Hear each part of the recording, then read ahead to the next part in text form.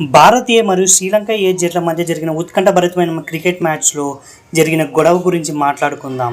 ముక్కోణపు సిరీస్లో భాగంగా జరిగిన 4వ మ్యాచ్లో భారతీయ మరియు శ్రీలంక ఏ జట్లు తలపడ్డాయి. ఈ మ్యాచ్లో మొదట బ్యాటింగ్ చేసిన భారత్ 265 పరుగులు చేయగా శ్రీలంక కూడా సరిగ్గా అదే పరుగులు చేయడంతో మ్యాచ్ టై అయింది.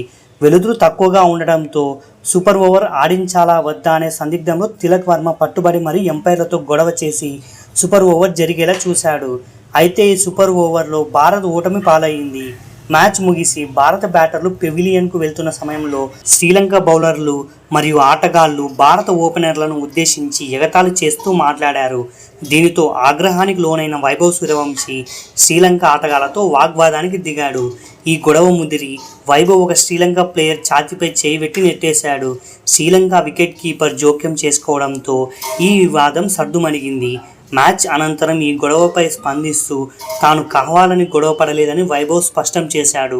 శ్రీలంక ఆటగాళ్లే తనను టార్గెట్ చేసి బూతులు తిట్టారని, అది భరించలేకే తాను అలా రియాక్ట్ అయ్యానని, ఇందులో తన తప్పేమీ లేదని ఆయన వివరించాడు.